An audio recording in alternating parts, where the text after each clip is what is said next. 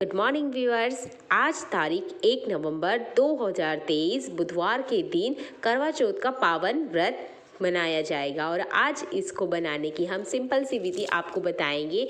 आप एक हिंदू महिला हैं तो आपको ये बहुत अच्छे से जानना चाहिए कि आप अकेले रहते हुए किस तरीके से संपूर्ण विधि से करवा चौथ माता की पूजा करेंगे। तो सबसे पहले हमने खुद का नहाना धोना है, पूरी तरीके से 16 श्रृंगार करना है, मेहंदी, बिंदी, चूड़ी, पायल सब कुछ हमने आज पहनना है और उसके बाद में हम यहाँ पर चौकी तैयार करेंगे। करवा चौथ पर करवा माता की पूजा की जाती है, इसलिए हम यहाँ पर सबसे पहले चौकी तैयार करेंगे। अगर आपके पास किसी तरह का पटा ना हो तो आप इस तरीके से पीले वस्त्र पे लाल कपड़े को लगा दीजिए और उसके बाद में हम यहाँ सबसे पहले कलश स्थापना करेंगे और उसके बाद हम यहाँ पर अगली तैयारी भी आपको ज़रूर बताएंगे। तो वीडियो को एंड तक ज़रूर देखिएगा।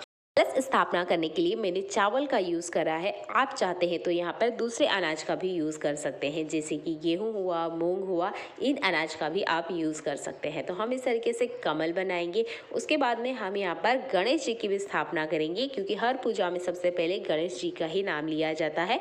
तो हम यहाँ पर गणेश जी के लिए भी अलग से चावल यूज़ करेंगे।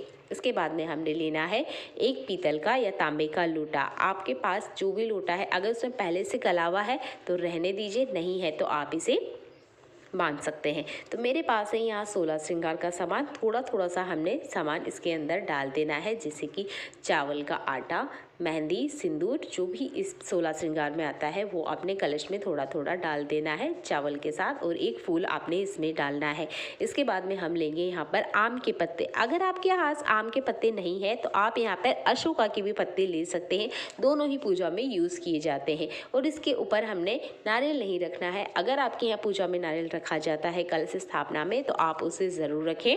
यहाँ पर हम एक प्लेट रखेंगे और उसके ऊपर हम यहाँ पर दिया रखेंगे। तो यहाँ पर हमने दिया वाला कलश बना के रेडी किया है और इस तरीके से आप चाहते हैं तो इसके ऊपर कुछ मीठा भी रख सकते हैं, और नहीं तो आप इस तरीके से दिया ही रख दीजिए। तो यहाँ पर दिया वाला कलश स्थापना हम कर चुके हैं। इसके बाद में हम यहाँ पर दूसरे गणेश स्थापना करेंगे। अगर आपके पास गणेश जी की मूर्ति है तो आप उसकी स्थापना कर लीजिए।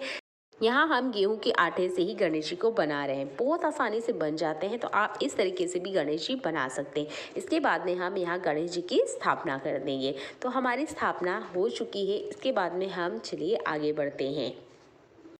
गेहूं के आटे से आप यहाँ पे गणेश जी स्थापना कर सकते हैं। इसके बाद में हम यहाँ करवा चौथ माता की स्थापना करेंगे। तो इसके लिए मैंने लिए हैं मूंग के दाने। जैसा कि मैंने आपको कहा कि आप गेहूं भी ले सकते हैं, चावल भी ले सकते हैं। तो जो भी आपके यहाँ लिया जाता है उस धान को आप ले लीजिए और उसके बाद में हम यहाँ पर करवा चौथ माता की विराजमान करेंगे। आपके पास पार्वती माता की प्रतिमा हो तो आप उसका यूज़ कर सकते हैं, कैलेंडर है तो आप वो ले सकते हैं, नहीं तो आप पूजन सामग्री जब लेने जाते हैं तो इस तरीके से आपको करवा चौथ माता का प्रतिमा पूजन सामग्री के साथ में मिलती है, इसका आप यूज़ कर सकते हैं। इसके बाद में हमने यहाँ करवे को रखना है। करवे में आप अगर मीठा रखते हैं तो आप मीठा रख लीजिए। बहुत सारे लोग चंद्रमा को ही अर्घ देते हैं, तो हम यहाँ पर पानी को भरेंगे। आपके यहाँ जैसे किया जाता है आप उस तरीके से कर सकते हैं। हमारे यहाँ चंद्रमा को डायरेक्ट अर्घ दिया जाता है तो हम इसमें पानी डाल रहे हैं।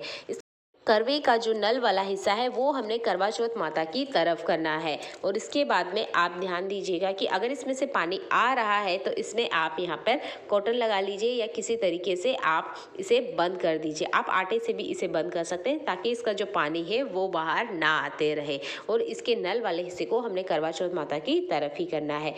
इस तरीके से फूलों से हमने बहुत अच्छे से करवा चौथ माता के आसपास सजावट करना है। जब भी आप करवा चौथ माता बनाते हैं तो फूलों से बहुत अच्छे से सजावट कीजिएगा, ये देखने में बहुत सुंदर लगती है। दिन भर की जो हमारी थकावट होती है ना वो चुटकियों में ख़त्म हो जाती है। हम दिन भर भूखे प्यासे रहते हैं और जब इस तरीके से बहुत अच्छी सजावट हमें मिलती है देखने को तो पूरा दिन हमारा बन जाता है।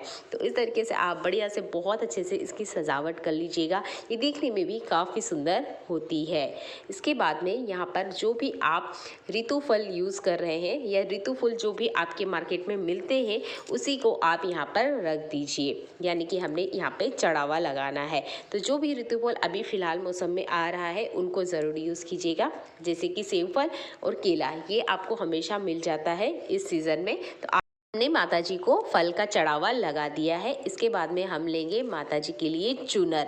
यहाँ पर चूनर को आप इस तरीके से माता जी को पहना दीजिए। अगर आपके पास चूनर नहीं है तो अभी नवरात्रि की जो चूनर आए होंगे पूजा में, आप उनका यूज़ कर सकते हैं। और अगर आप इस तरीके से सिंगाड़े लेकर आते हैं तो ये माता जी को आप ज़रूर चढ़ावे में लगाएं।